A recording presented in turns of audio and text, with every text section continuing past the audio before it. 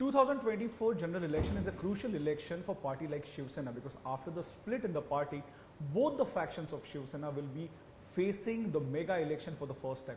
But there are more challenges to Shiv Sena Uddhav Balasaheb Thackeray faction because this time they don't have symbol with them and the party name. To talk on that, we have been joined by Aditya Thackeray. Aditya, thanks a lot समय देने के लिए. मेरा सबसे पहला सवाल यही है कि इस बार आपके पास आपका धनुष्य बाण नहीं है, पार्टी का नाम आधा ही है, उसके आगे आपके पिताजी का नाम जो इलेक्शन कमीशन ने दिया है. तो क्या एजेंडा है आपका इस बार का? What exactly is your agenda? क्या लेके लोगों के सामने? मुझे पहले भी ये पूछा गया था कि आपके पास अभी पार्टी का नाम नहीं है, सिंबल नहीं है, काफ़ी जो गद्दार नेता थे, डरपोक नेता थे, वो नहीं है. तो मैं यही कहता हूँ आपके पास ये सब होगा लेकिन मेरे पास जनता है.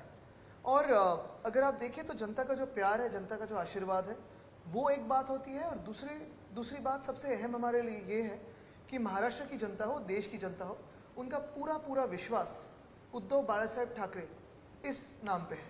तो मुझे लगता है यही सबसे बड़ी बात है. उनका काम देखा है जनता ने, उनकी जो भूमिका है वो देखी है, उनकी सोच देखी है और यही विश्वास हम आगे लेके जाना चाहते हैं. आदित्य, नेशनल पॉलिटिक्स की बात करते हैं, हमने देखा है कि you are quite vocal about it.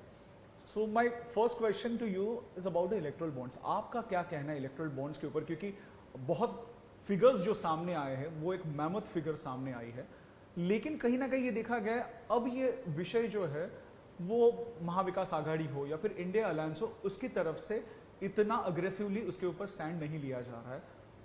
कोई उसके ऊपर ज्यादा बातचीत नहीं कर रहा है. क्यों इतना वीक स्टैंड लिया जा रहा है? मीडिया ने कितनी डिबेट की है उस पर?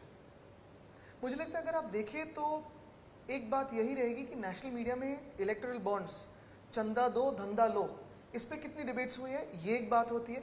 दूसरी बात ये भी है अगर आप देखें तो सोशल मीडिया इकोसिस्टमिक होती है. दूसरी, हर गली में, हर घर में जो बातें चल रही है, ये बड़ा इलेक्टोरल बॉन्ड का जो स्कैम है, शायद हमारे देश के इतिहास में सबसे बड़ा स्कैम, क्विड प्रो को वाला, कि आप इलेक्टोरल बॉन्ड दीजिए, आपको टेंडर देते हैं, काम देते हैं, ये जो है ये लोगों के सामने आया है. शायद यही स्कैम छुपाने के लिए या थोड़ा डिस्ट्रैक्ट करने के लिए, आपको याद होगा उसी दिनों में अरविंद केजरीवाल जी को भी अरेस्ट कर लिया गया था जी. तो भी आप देख रहे होंगे दुनिया भर में इसकी बात हो रही है.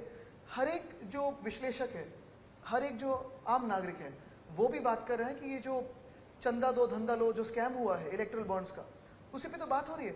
एक किताब भी जो है वी ऑल्सो मेक पॉलिसी, जो इकोनॉमिक एडवाइजर थे उन्होंने भी लिखी है. उसमें काफ़ी सारी बैकग्राउंड दी है कि इलेक्टोरल बॉन्ड्स कैसे गलत था, कैसे थोड़ा फर्निश कर दिया गया था. और अभी तो सुप्रीम कोर्ट ने भी, आपने देखा होगा, सारी की सारी जो बंद किताब थी वो खोल दी है. तो ये जनता को पता है. और इसलिए अगर आप देखें जो भीड़ उमड़ रही है, जो विश्वास हमें मिल रहा है, वो इसलिए मिल रहा है कि जो झूठ बोल के पिछले 10 सालों में भाजपा ने हम पे राज किया है, हुकूमत चलाई है, तानाशाही की ओर लेके जा रहे हैं, उसी के खिलाफ ये देश उठ रहा है. लेकिन अगर आप कह रहे हैं कि इलेक्टोरल बॉन्ड्स गलत थे, तो जो आपकी जैसी जितनी पार्टियां कह रही है इंडिया अलायंस की, उन्होंने तो इलेक्टोरल बॉन्ड्स एक्सेप्ट किए हैं. बिल्कुल, लेकिन हमारे जो है वो आपके सामने है. अगर आपने देखा होगा जो क्वांटम है जो भाजपा को मिला हुआ है, उसके खिलाफ जो क्विड को प्रो, यानी जो अगर चंदा दे रहे उसको धंधा जो मिल रहा है, जैसे यहाँ वो टनल का काम था जी, मेगा इंजीनियरिंग या किसी को मिला था, काफी सारे हैं. वो अभी कल परसों में ध्रुव राठी ने तो फार्मा भी एक्सपोज कर दिया है. कोई अप्रूवर बन रहा है, कोई कैंडिडेट बन रहा है, किसी को काम मिल रहा है. ऐसे तो किसी ने नहीं किया, दूसरा तो ऑप्शन ही नहीं था किसी को. जैसे आपने अरविंद केजरीवाल की बात की, मेरा सवाल आपसे अगला यही है कि अपोजिशन लीडर्स जो है उनको बार बार समन्स आ रहे हैं, ईडी के समन्स हो, सीबीआई के हो, उनके घर पे इनकम टैक्स की रेड्स हो रही है. Even many leaders from your party also they have switched to other party because 40 तो भाग गए, डरपोक लोग थे वो. उसके बाद भी हमने देखा कि रविंद्र वाइकर जैसे बहुत करीबी नेता जो थे वो भी वहां पे चले गए. Now your one of your candidate Amol Kirtikar is also facing ED inquiry as well as EOW inquiry. तो क्या ये सिलेक्टिव टारगेट किया जा रहा है? नहीं, ये तो पोचिंग हो रहा है. अगर आप देखें तो महाराष्ट्र में जो 2022 में हुआ, फिर 23 में हुआ, पहले शिवसेना को तोड़ने की कोशिश हुई, वो 40 डरपोक जो थे, गद्दार जो थे, वो भाग गए.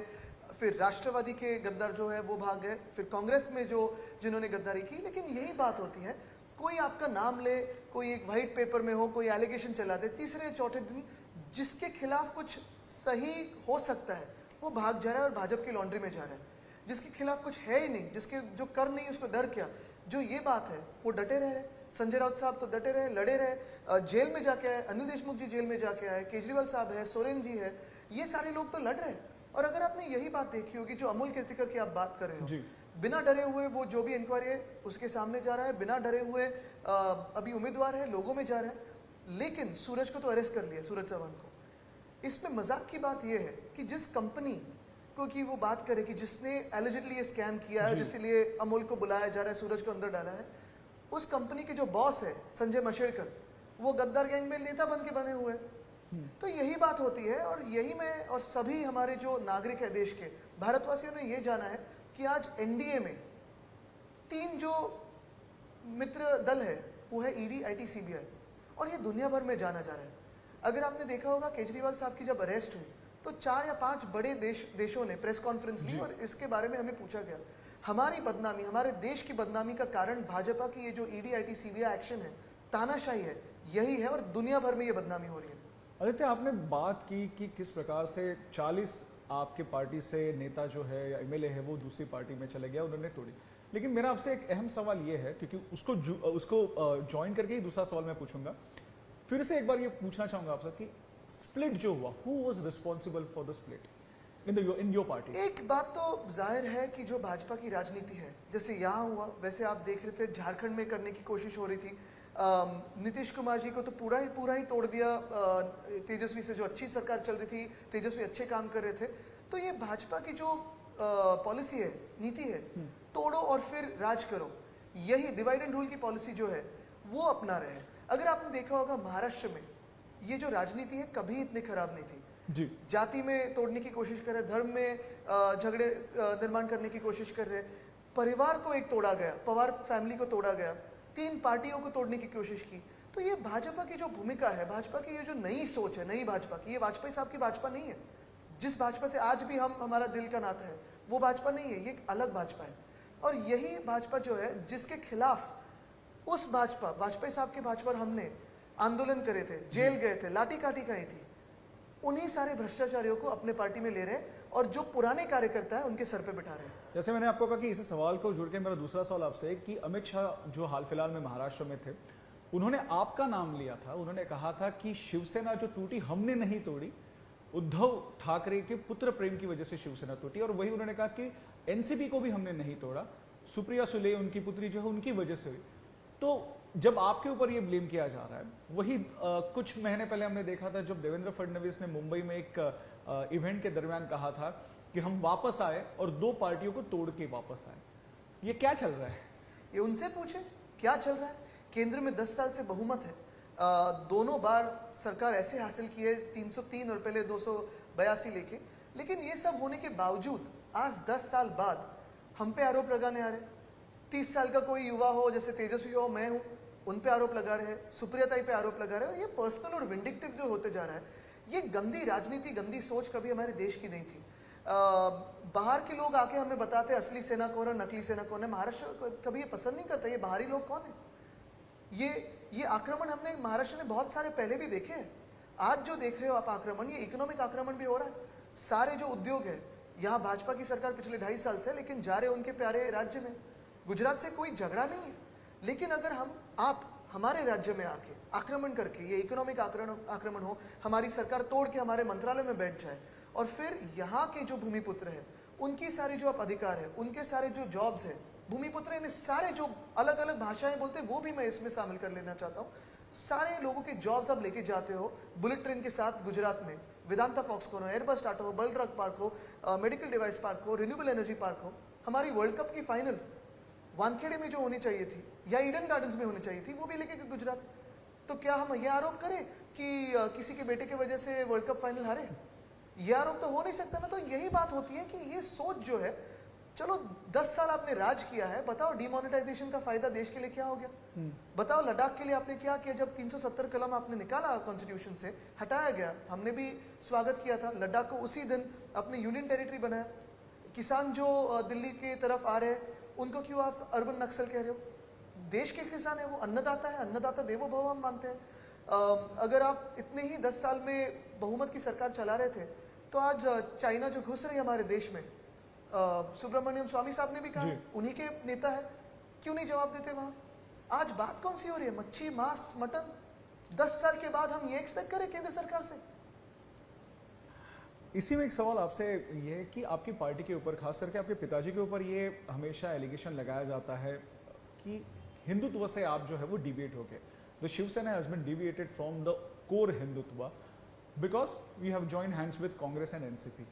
क्या आज भी ये शिवसेना जो आपकी है वो हिंदुत्व में बिलीव करती है और हिंदुत्व का एजेंडा आगे लेके जाएगी? देखिए, ये सवाल पूछने से पहले या उसका जवाब देने से पहले मैं ये पूछना चाहता हूँ, भाजपा कौन होती है हिंदुत्व का सर्टिफिकेट देने के लिए? भाजपा कौन होती है हिंदुत्व का सर्टिफिकेट देने के लिए? पहले वो ये बताए कि उन्होंने जो पीडीपी के साथ अलायंस की थी, आज हम अगर इंडिया अलायंस में जाए तो हमने हिंदुत्व छोड़ा, लेकिन जो भाजपा की अलायंसेस का अगर ट्रैक रिकॉर्ड देखे या भाजपा में जो शामिल हुए गुंडे अभी है या भ्रष्टाचारी है ये पिछले 5 सालों में, उनका ट्रैक रिकॉर्ड देखे तो क्या ये हिंदुत्व है? हमारा हिंदुत्व है हृदय में राम और हाथ को काम. आज हाथ को काम कहाँ है हमारे देश में? हमारा हिंदुत्व ये भी कहता है कि बिल्किस बानो का जो भी रेपिस्ट हो, बिल्किस बानो की जात कोई भी हो, धर्म कोई भी हो, लेकिन रेपिस्ट को फांसी के फंदे चढ़ना चाहिए. ये मेरे दादाजी का हिंदुत्व है.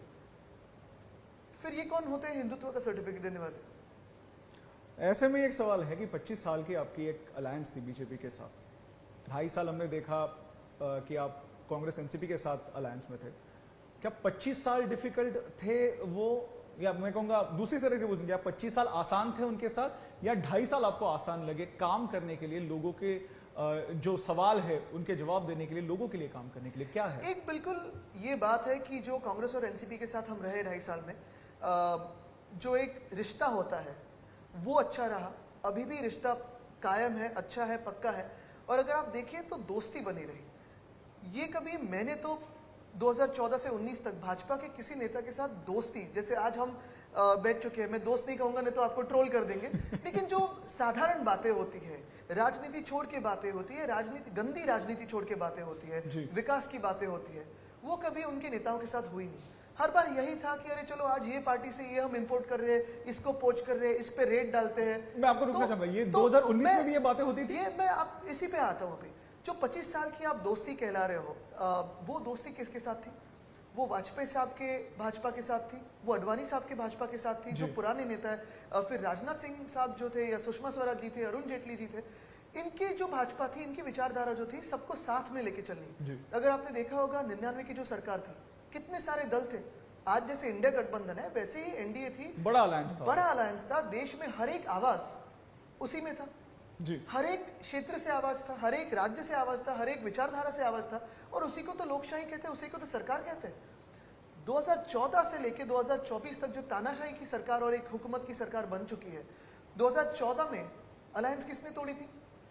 पहली बार भाजपा ने तोड़ी थी अलायंस. 2014 में हमने केंद्र सरकार के लिए और भाजपा के लिए 2014 के लोकसभा चुनाव में दिल लगा के, तन मन धन सब लगा के हमने काम किया था. उनके प्रचार के लिए गए थे. हमने ये भी सोचा था कि 100 स्मार्ट सिटीज बन जाएंगे देश में. 2022 तक हर एक को घर मिलेगा. 2022 तक हर किसान का जो इनकम है वो दुगना हो जाएगा. हमने काफी सारे सपने उनके साथ देखे थे, लेकिन सपने तो कुछ पूरे हुए ही नहीं हमारे भारत के. लेकिन अगर आप देखें तो 2014 की जो विधानसभा में अलायंस जो थी, वो इस बात तक पहुंची थी कि पूरी सीट शेयरिंग तय हो गई है. आप आपके प्रेसिडेंट की सिग्नेचर लाए, हम हमारे प्रेसिडेंट की सिग्नेचर लाते, कल अनाउंस कर देते हैं. और जैसे ही हम तुलजापुर से निकले, तुलजा भवानी के मंदिर में थे, वहां से निकले, घर आए, शायद देवी का ही आशीर्वाद हो, खड़से साहब ने फोन करके कह दिया कि अलायंस अभी मुमकिन नहीं है, संभव नहीं है. तो उद्धव साहब ने तब भी पूछा था कि क्यों संभव नहीं है, 2 दिन है, चलो कोई सीट शेयरिंग की और भी कोई मसले हो, कोई बात हो, जटिलता हो तो सॉल्व कर लेते. लेकिन नहीं, ऊपर से आदेश आ गया है कि शिवसेना को अभी तोड़ देना है, पीछे छोड़ना है. लेकिन आपने ये सोचो, जैसे ही चुनाव हुए, चुनाव के परिणाम लोगों के सामने थे, उनकी सरकार बहुमत की नहीं बन रही थी महाराष्ट्र में.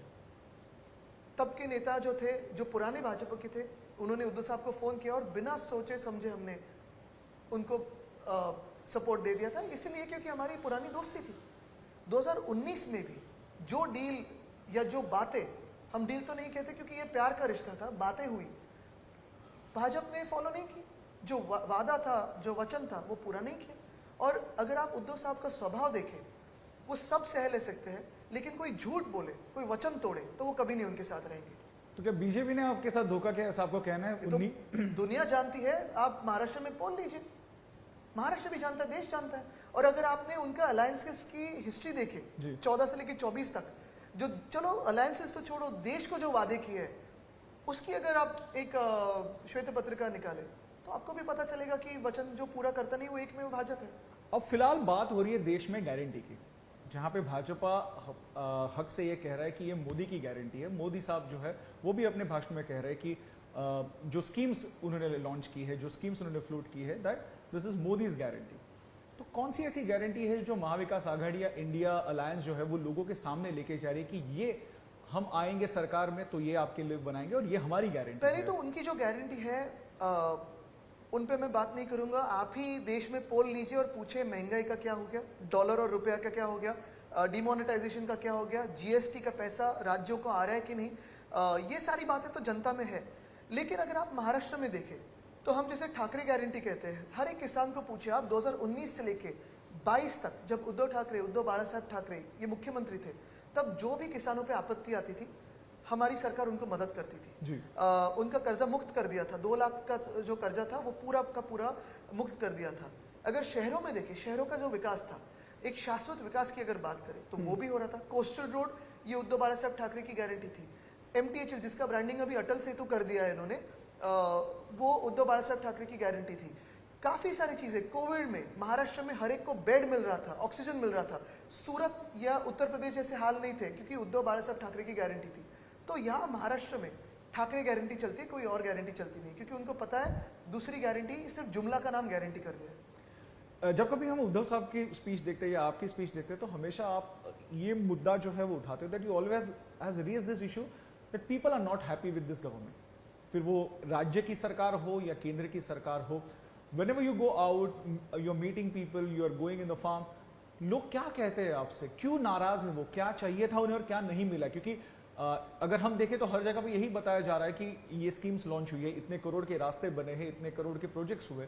तो अगर इतना इन्वेस्टमेंट हुआ है महाराष्ट्र में हो या देश में हो तो लोग क्यों नाराज है? क्योंकि आप दिल्ली भी गए थे, उद्धव साहब भी बीच में दिल्ली गए थे, तो नाराजगी क्या है लोगों की जब आप बात करते नहीं, हैं? लोगों को पता है जो इन्वेस्टमेंट हुई है वो यही पोचिंग में हुए हैं। हमसे 40 भगा के लेके गए, राष्ट्रवादी से काफी लेके गए, फिर बाद में तो कुछ ऐसे ही निकल गए क्योंकि ये 50 खो के एकदम ओके, 50 खो के एकदम ओके, ये देश भर जानता है।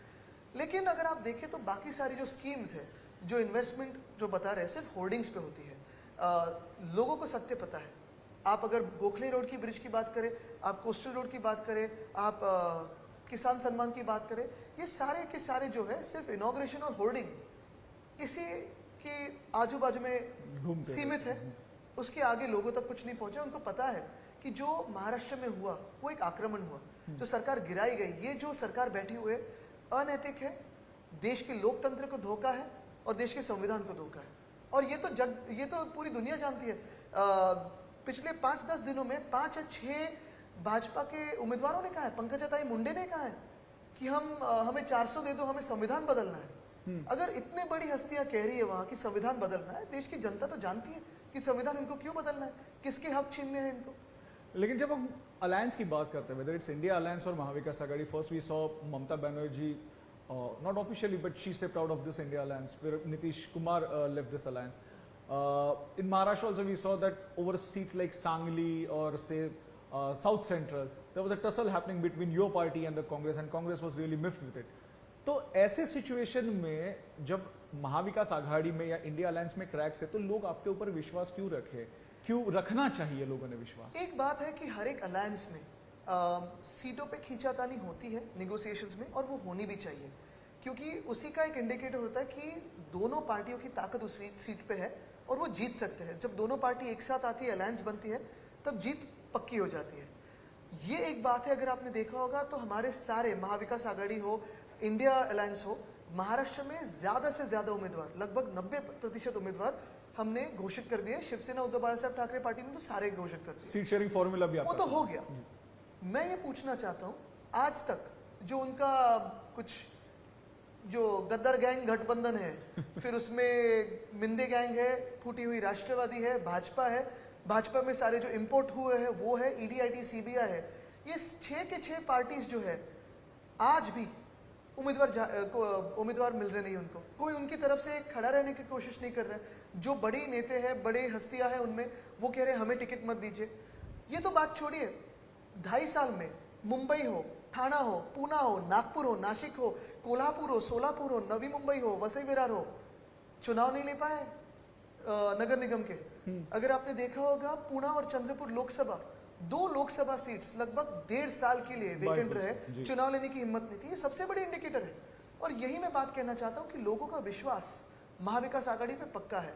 और ये भी बात अगर आपने देखी होगी तो सारे के सारे लोग हमारे साथ जो है महाविकास आघाड़ी के आज मैदान में उतरे हुए, क्योंकि ये बात तय है, लोगों को भी पता है कि अगर आप महाविकास आघाड़ी और इंडिया अलायंस के लिए प्रचार के लिए नहीं आ रहे हो तो आपको कहीं ना कहीं किसी इंडस्ट्रियलिस्ट ने, किसी बीजेपी के इंडस्ट्रियलिस्ट ने हो, बीजेपी ने हो, सेटल कर दिया है। तो ये बात तो जाहिर है। इसी को लेके सवाल पूछूंगा, what went wrong while having talks with Prakash Ambedkar, क्योंकि वो तो चाहते थे कि आना, आप भी चाहते थे, आप यानी शिवसेना के साथ उनका गठबंधन भी हुआ था, तो क्या ऐसा हुआ कि प्रकाश आंबेडकर इस बार महाविकास आघाड़ी के या फिर इंडिया ब्लॉक के सदस्य नहीं है और वो अलग से अपना उन्होंने संसार बसा लिया? मुझे पता नहीं, क्योंकि मैं उस सीट शेयरिंग टॉक्स में नहीं था, लेकिन जो संजय राउत जी थे, बाकी की सारी जो टीम्स थी, जो भी था वो आप ही के सामने था, लोगों के सामने था। सीट शेयरिंग के टाइम जो होते थे, मीटिंग प्लेस होती थी, दुनिया के सामने है, और सीट शेयरिंग का जो इक्वेशन है वो भी लोगों के सामने। मुझे लगता है वो बात है जो साथ में आना चाहते हैं, नहीं आना चाहते, लेकिन एक सबसे अहम बात यह है कि आज ये लड़ाई जो है, हम जो लड़ रहे हैं, इंडिया आघाड़ी हो, महाविकास आघाड़ी हो, ये डॉक्टर बाबा साहब अम्बेडकर साहब ने जो हमें संविधान लिख के दिया है उसके रक्षण के लिए लड़ रहे हैं। अगर आपने देखा होगा आज भी मैसेजेस व्हाट्सएप पे चल रहे हैं, भाजपा का कोई ना कोई चला रहा है कि हमें 460 सीटें दीजिए तो ऐसे होगा, ये हम बदल सकते हैं संविधान में, वो बदल सकते हैं। ये नफरत जो है संविधान के प्रति भाजपा की, वो देख रहे हैं हम।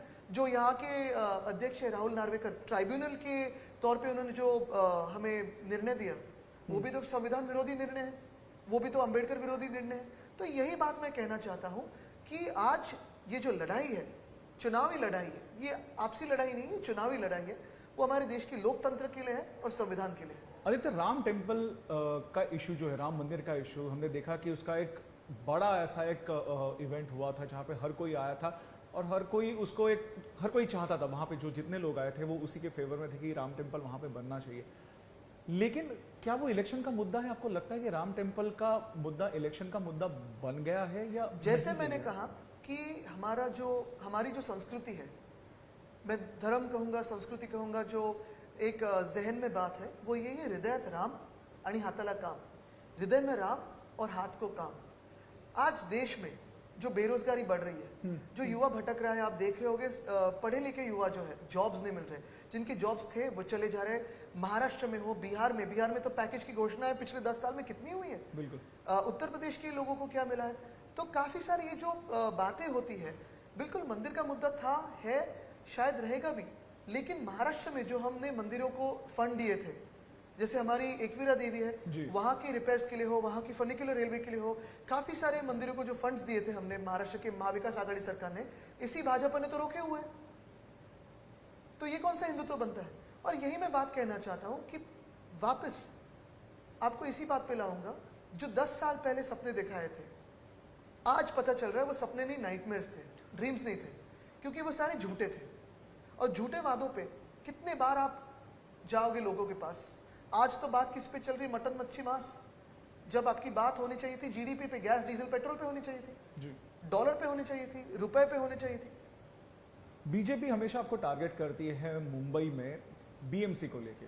20 साल से भी ज्यादा समय शिवसेना का बीएमसी में एक दबदबा रहा है। Shiv Sena is still holding the BMC, हाल फिलहाल में नहीं, अभी तो 2.5 हाल साल फिलहाल में अगर आप नहीं, देखा एडमिनिस्टर है, बिल्कुल। लेकिन हमेशा आपको टारगेट किया जाता है कि बीएमसी में गफला होता है, बीएमसी में ये गफला हो गया, फिर वो कोविड के वक्त बॉडी बैग्स का गफला हो, या फिर खिचड़ी का गफला हो, या फिर स्ट्रीट फर्नीचर का, जिसके बारे में आपने भी कहा, आपने भी, ये तो हमारा मुद्दा है, आपने भी मुद्दा उठाया था, लेकिन पहले एलिगेशन आपके ऊपर लगे थे, उसके बाद इलेक्ट्रिक बस को लेके एलिगेशन आपके ऊपर लगाए गए थे कि मुंबई में जो इलेक्ट्रिक बस बीएसटी के माध्यम से बीएमसी ने लाई, उसमें भी कहीं ना कहीं इरेगुलरिटीज है।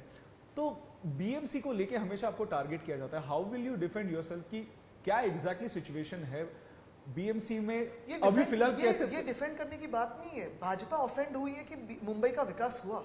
भाजपा को यह डर था कि मुंबई का विकास होते गया, और भाजपा अगर आप देखें तो उसी 25 साल में हमारे पार्टनर्स भी रहे।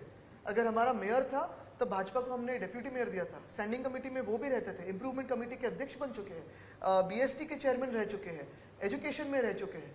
तो किस मुंह से वो आरोप लगा रहे हैं कि आपने घपला किया? दूसरी बात, मैं चैलेंज करता हूं आज, चलो हमारे 25 साल का आप ऑडिट कीजिए और आपके 2.5 साल में जो एडमिनिस्ट्रेटर बिठाए हुए थे, चहल जी और सीएमओ और डीसीएम वगैरह जो उसमें देखते थे, उसका ऑडिट कीजिए। मैं तो ये भी नहीं पूछ रहा हूँ कि सूरत का ऑडिट कीजिए या नागपुर का ऑडिट कीजिए, मैं ये भी नहीं कह रहा हूँ पीएम केयर का ऑडिट कीजिए, मैं तो कहता हूँ चलो सिटी टू सिटी कहते हैं।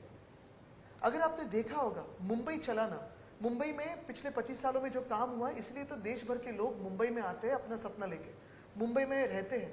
लेकिन 2.5 साल में मुंबई में रोड्स का स्कैम जो हुआ 6000 करोड़ का, वो हमने जनता के सामने लाया और 1000 करोड़ मुंबई के बचाए। बिल्कुल। कभी 25 साल क्या 50 साल 100 साल के इतिहास में जो गोखले ब्रिज का भी आज मैसअप हुआ है, गोखले ब्रिज अंधेरी में, गोखले ब्रिज और बर्फी वाला फ्लाईओवर, 2 ब्रिजेस कनेक्ट करने में 6 फीट का अंतर।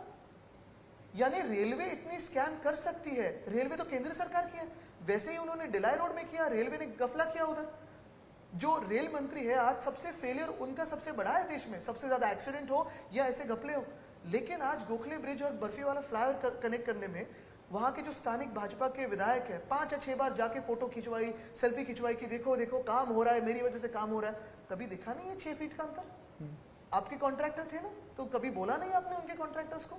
तो यही बात मैं कहना चाहता हूं कि आज 2.5 साल में मुंबई के जो हाल हुए, मुंबई की जो हालत हुई, मुंबई की जो लूट हो रही है भाजपा के हाथों, वो कभी 25 साल में हुए नहीं, क्योंकि हम दिल से मुंबई का है और दिल से महाराष्ट्र में रहते हैं। भाजपा के साथ इस बार महायुति इस गठबंधन में महाराष्ट्र नवनिर्माण सेना एमएनएस जो है वो शामिल हुए, उन्हें अनकंडीशनल सपोर्ट दिया है। हमने देखा था 2019 में ऐसा ही उन्होंने अनकंडीशनल सपोर्ट जो है वो कांग्रेस और एनसीपी को दिया था, और तब उन्होंने एक कैंपेन नरेंद्र मोदी के खिलाफ प्ले आउट किया था, जहां पे उन्होंने उनके भाषण दिखाए थे, क्या क्या उन्होंने वादे किए थे और अभी की स्थिति क्या है वो दिखाई दी थी।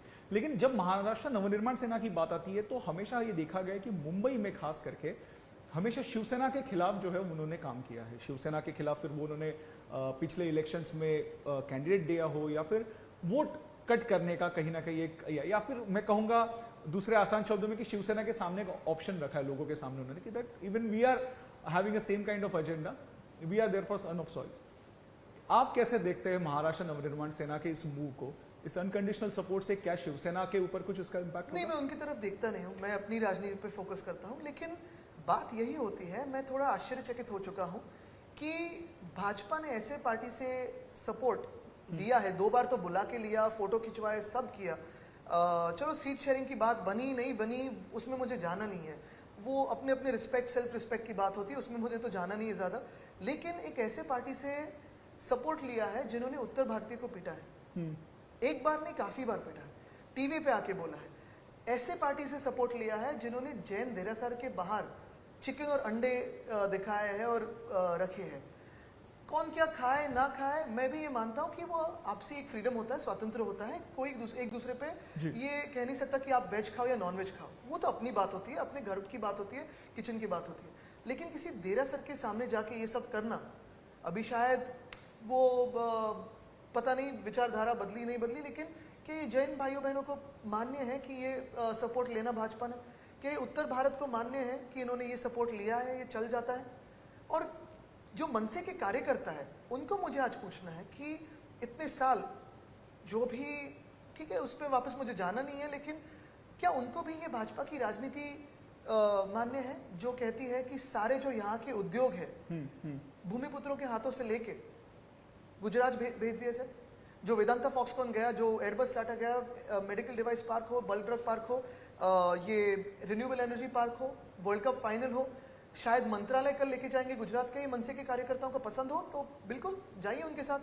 और शायद टेस्ला भी अगर आज हम पूछ रहे हैं देश में आएगा नहीं आएगा, हमने तो 2021 से बातें करी थी, मुंबई में आने वाला था, फिर केंद्र सरकार ने उसे रोक दिया जी। देखते हैं मुंबई में आता है, महाराष्ट्र में आता है, गुजरात चले जाता है। Aditya, last question I would like to ask you, and this question is basically about your vision, which I first asked you. Again, I'll ask you, what would be the first thing अगर आपकी सरकार आती है, India block की सरकार अगर आती है, तो what is your agenda, what is your vision for Maharashtra? What is the first thing on a priority which you would like to do for people of Maharashtra? Which problem you would like to solve? 2-3 चीजें सबसे अहम रहेगी, 2-3 चीजें सबसे अहम रहेगी।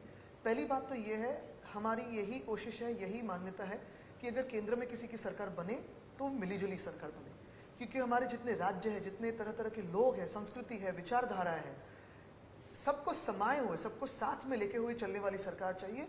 तानाशाही हमारे देश में नहीं आनी चाहिए जो आज बन रही है। और मैं आपको ये भी कहना चाहता हूँ कि जो आज केजरीवाल जी के साथ हुआ, सूरज चौहान के साथ हुआ, संजय राउत जी के साथ हुआ, हेमंत सोरेन जी के साथ हुआ, हम सब राजनेताओं के साथ हो रहा है, ये कहीं ना कहीं पत्रकारों के साथ भी हो रहा है, क्योंकि तानाशाही एक पे नहीं रोकता, वो चले जाता है आगे। दूसरी बात, पत्रकारों पे जब आती है बात, तो हर एक आम नागरिक पे भी आएगी, क्योंकि अपने उनको मत दिया है, उनको सिर्फ मत नहीं चाहिए, आपका वोट नहीं चाहिए।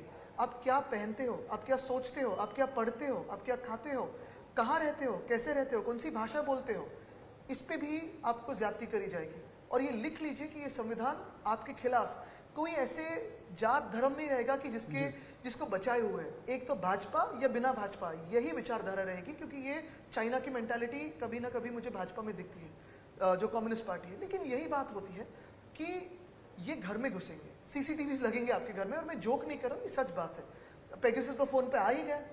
तीसरी बात मैं कहना चाहता हूँ कि आज देश में जो डर का एक माहौल फैला हुआ है, ये सर्वेलेंस हो, ईडी, आईटी, सीबीआई हो, जो जिसको लॉन्ड्री में कूदना है भाजपा के वो कूद लेते हैं, जो नहीं कूदता है वो जाता है जेल में, जॉइन और जेल हो। बात है अगर करनी हो तो लोग फेस टाइम इस पे करते हैं, हम तो आम कॉल लगाते हैं। लेकिन यही बात है कि डर का जो माहौल है वो पुनः एकदम सुख शांति खुशहाली का रहे, नफरत दूर हो जाए। आज अगर आप देखें तो हर राज्य में जहाँ जहाँ भाजपा शासित राज्य है, किसान खुश नहीं है, महिलाओं पे अत्याचार चल रहे हैं, युवा बेरोजगार है, महंगाई बढ़ती जा रही है, शहरों के हाल है वैसे हाल बढ़ते जा रहे हैं, और झूठे वादे हम होर्डिंग्स पे देख रहे हैं। तो झूठ से लेके सच तक, सत्यमेव जयते का राज्य लाना चाहते हैं, राम राज्य लाना चाहते हैं। ये जो सत्तामेव जयते रावण राज्य है, उससे दूर जाना चाहते हैं। और सबसे अहम बात यही रहेगी, अगर आपने देखा होगा, अग्निवीर की तो बात होती है, जो नौकर भर्ती जो हम कहते हैं महाराष्ट्र में, स्पर्धा परीक्षा, गवर्नमेंट एग्जामिनेशंस, उसको भी लाइन पे लाना बहुत जरूरी है। पेपर लीक्स होते हैं, जो लीक करते हैं उनको कोई सजा नहीं होते, सालों साल जो एग्जाम देते हैं वो बच्चे बेचारे, उनके सपने टूट जाते हैं। तो अनेक सारी चीजें, और महाराष्ट्र के लिए अगर मैं कहूँ या हर एक राज्य के लिए मैं कहूँ, तो हर एक राज्य को समान जो ट्रीटमेंट होनी चाहिए वो होनी चाहिए। आज देखिए लद्दाख में 40,000 लोग रास्तों पे है, कोई इनकी बात सुन नहीं रहा है। महाराष्ट्र में हमारे जॉब्स चले जा रहे हैं, गुजरात में कोई सुन नहीं रहा है। गुजरात में शायद अगर आपने देखा होगा बहुत सारी अलग अलग कौम रास्तों पे आ रही है, हर एक धर्म की है, उनकी बात कोई सुन नहीं रहा है। मणिपुर जल रहा है, लेकिन हम ऐड बना रहे हैं रूस और यूक्रेन की, उनकी बात कोई सुन नहीं रहा है। असम से अगर आप लोग देखें तो वो नाराज है, केरल में हो, कर्नाटक में हो, हर एक राज्य उनकी बात सुननी जरूरी है। और यही बात है कि सुने, समझे और काम करें। अगर आपने देखा होगा तो मिली जुली सरकारों का जो वक्त था 91 से लेके लगभग 2014 तक, जो हमारी एक प्रोग्रेस हुई है, डेवलपमेंट हुई, देश की प्रगति हुई है, उन्हीं समय पे भी हुई है। अच्छे प्राइम मिनिस्टर तब भी मिले थे। तो यही बात मैं कहना चाहता हूँ कि इस बार की जो वोट्स है, वोटिंग होगी, वो भूतकाल पे नहीं होनी चाहिए कि नेहरू जी सही थे या कोई और पीएम गलत था या किसी ने आइलैंड दे दिया या मांस मच्छी खाते।